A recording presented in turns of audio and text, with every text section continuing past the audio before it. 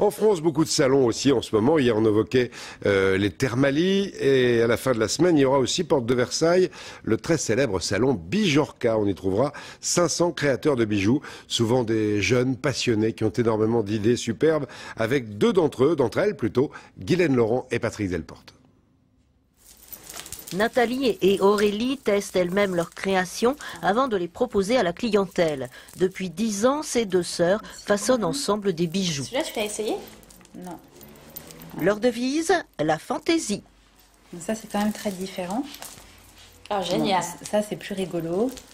Mélange de formes, couleurs et matières, les modèles sont variés.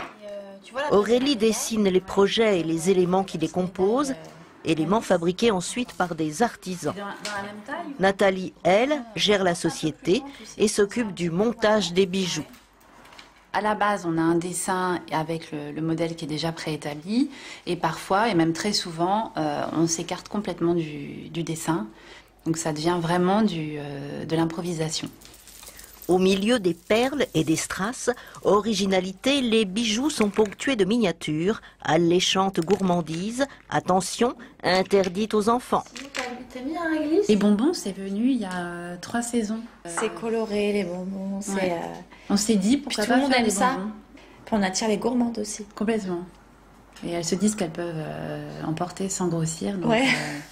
Donc ça, c'est assez sympa. Des idées plein la tête, ces créatrices, jamais l'une sans l'autre, signent des collections très différentes au fil des saisons. C'est bien, après, non plus que faire avec l'axe 6 pétales, principal. ça sera super. Ça sera bien équilibré.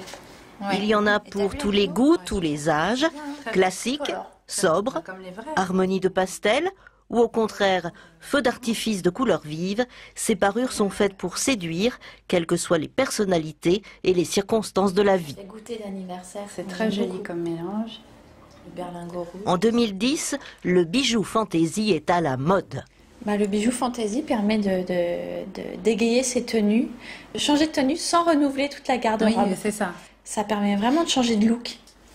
À l'écart des pierres précieuses, autrefois pacotille, la fantaisie a reçu au XXIe siècle ses titres de noblesse, même la haute couture l'a adopté. Joli, hein? Et Bijorka à la fin de la semaine. On en parlera des salons où il y en a plein jusqu'à vendredi.